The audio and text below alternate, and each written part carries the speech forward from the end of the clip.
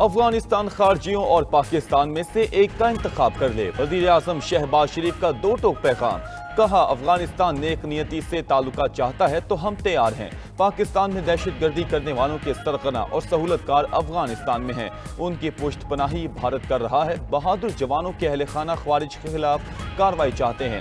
Field marshal کی قیادت میں پاک فوج دہشت گردوں کا خاتمہ کرے گی، دہشت گردی کے خلاف مزید مؤثر جواب دینے کے لیے ضروری اقدامات کریں گے۔ غیر قانونی طور پر مقیم افغان باشندوں کا جلد انخلاء انتہائی اہم ہے۔ وزیر اعظم شہباز شریف اور فیلڈ مارشل سید عاصم منیر کا بنوں کا دورہ، دہشت گردی سے متعلق اہم اجلاس میں شرکت، کور کمانڈر پشاور کی سیکیورٹی صورتحال پر بریفنگ۔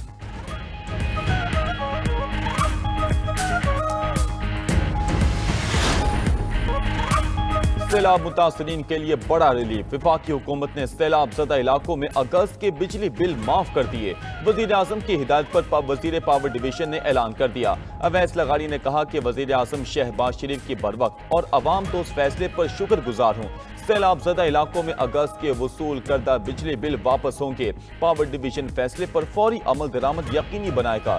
وزیر اعظم شہباز شریف کے زیر صدارت بجلی کے بلوں کے حوالے سے اجلاس، آئی ایم ایف کے ساتھ معاملات طے پانے کے بعد بجلی بلوں پر تفصیلی پیکج کا حتمی اعلان کیا جائے گا۔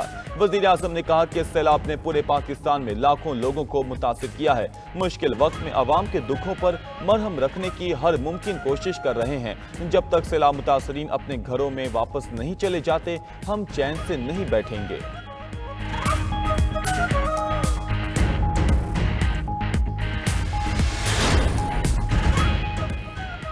ریاست ہر سال قیمتی جانی اور مالی نقصانات کی متحمل نہیں ہو سکتی۔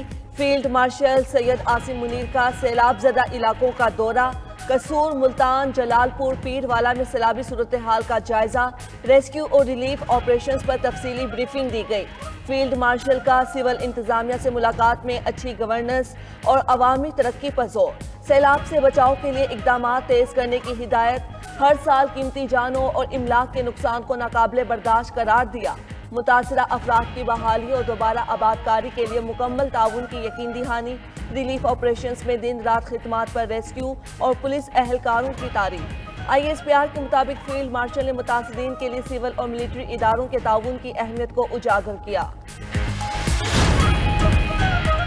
ملتان سیلابی ریلوں کے نرخے میں، جلال پور پیروالا کے بعد شجاع آباد میں ہر طرف تباہی، سینکڑوں دیہات اور فصلیں سیلابی ریلوں کی نظر۔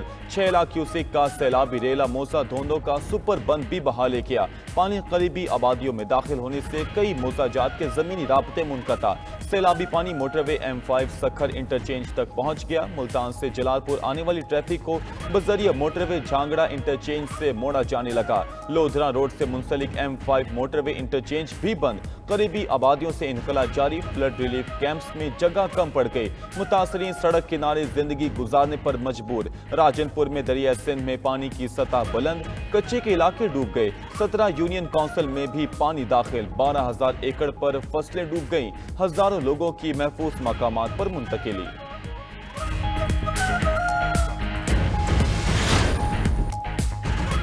طویل انتظار کی گھڑیاں ختم، کاؤنٹ ڈاؤن شروع، فائنل سے پہلے فائنل، ایشیا میں کرکٹ کا سب سے بڑا ٹاکرا، پاک بھارت مقابلہ، روایتی حریفوں کے درمیان آج پڑے گا زور کا جوڑ۔ سلمان آغا بھارت کے خلاف پہلی بار جیت کا عزم لے کر میدان میں اتریں گے۔ تجربہ کار بلے باز فخر زمان پاکستان کا بڑا ہتھیار ہوں گے۔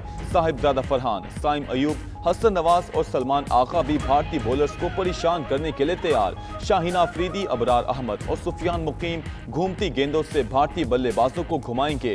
بڑے میچ میں آل راؤنڈر محمد نواز بھی میچ ونر ثابت ہو سکتے ہیں۔ شائقین میچ دیکھنے کے لیے پرجوش، کہتے ہیں بھارت کو ہرانا ہے۔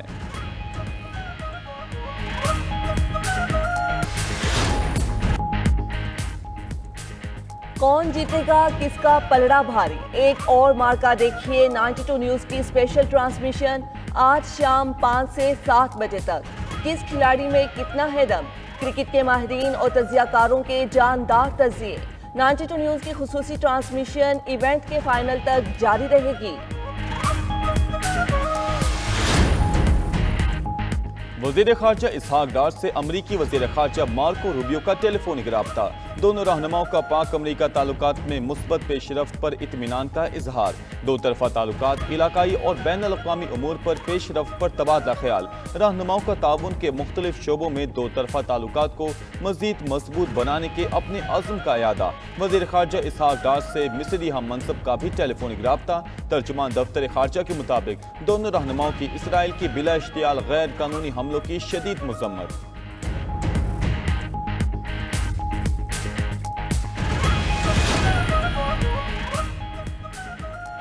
اسرائیلی جارحیت کے خلاف مشترکہ ایکشن پلان کی تیاری، عرب اسلامی ممالک کا ہنگامی سربراہی اجلاس آج دوحہ میں ہوگا۔ قطر کے ساتھ یکجہتی اور اسرائیلی حملے کے خلاف مشترکہ حکمت عملی طے کی جائے گی۔ وزیر اعظم شہباز شریف عرب اسلامی سربراہی اجلاس میں شرکت کریں گے۔ اسرائیلی حملوں، فلسطین میں بگڑتی صورتحال اور غزہ پر قبضے کی کوششوں سے متعلق ایجنڈا اجلاس کا حصہ ہے۔ نیو یارک میں امریکی صدر اور قطری وزیر اعظم کی عشائی پر ملاقات، امریکی سفیر سٹیو وٹکوف بھی ملاقات میں شریک تھے۔ اس سے قبل قطری وزیر اعظم شیخ محمد بن عبد الرحمن الثانی کی واشنگٹن میں امریکی نائب صدر جے ڈی وینس اور وزیر خارجہ مارکو روبیو سے ملاقات ہوئی۔ غزہ جنگ، دوحہ پر اسرائیلی حملے، امریکہ اور قطر کے درمیان سیکیورٹی معاہدے پر بات چیت کی گئی۔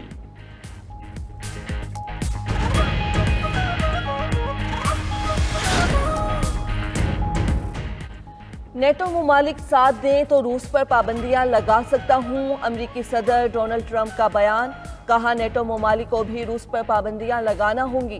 نیٹو ممالک روس سے تیل خریدنا بند کر دیں تو پابندیاں لگانے کو تیار ہوں۔ نیٹو کے چین پر 100% ٹیرف سے جنگ ختم کرنے میں مدد ملے گی۔ چین کی روس پر گرفت ہے اور یہ ٹیرف اس گرفت کو توڑ دے گا۔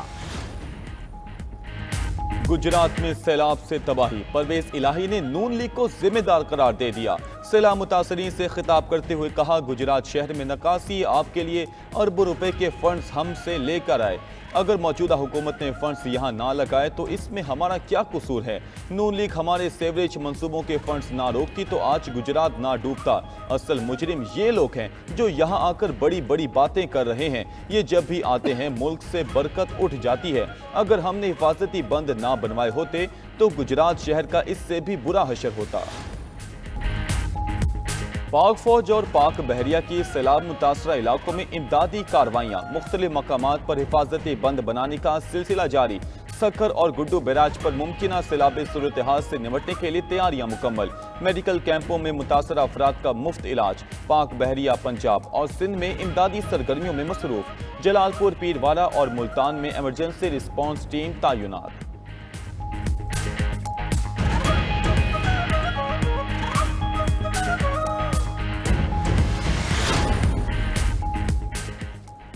اسرائیلی وزیر اعظم نیتن یاہو اشتعال انگیزی سے باز نہ آئے، قطر میں مقیم حماس رہنماؤں کو ایک بار پھر دھمکی۔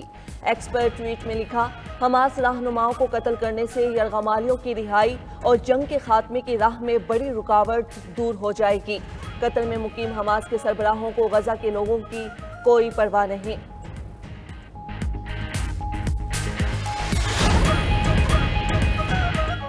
کونگو میں کشتیاں ڈوبنے کے 2 واقعات میں 193 افراد ہلاک۔ دریائے کونگو میں کشتی میں 500 افراد سوار تھے جو آتش زدگی کے سبب الٹ گئی۔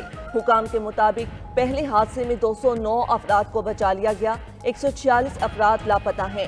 ایک روز قبل ایک اور کشتی الٹنے سے 86 افراد ڈوب کر ہلاک ہوئے تھے۔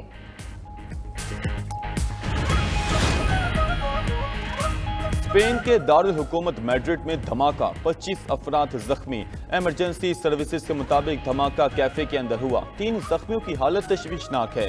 دھماکے کی وجہ تاحال معلوم نہ ہو سکی۔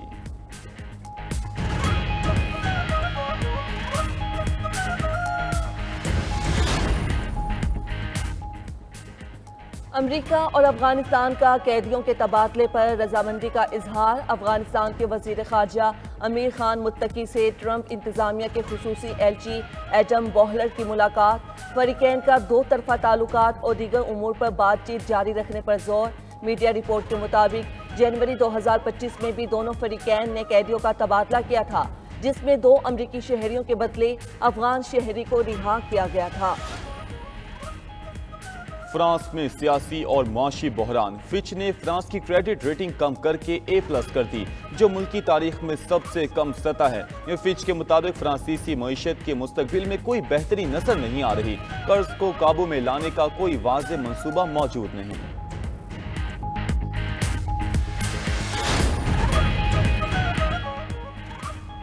برطانیہ میں سخت وراثتی ٹیکس قوانین کے نفاذ کا خطرہ، والدین بچوں کو قبل از وقت ہی اثاثے دینے لگے۔ نئے قوانین کے تحت 10 لاکھ ملین پاؤنڈ سے زائد اثاثوں پر 20% ٹیکس اپریل سے نافذ ہوگا۔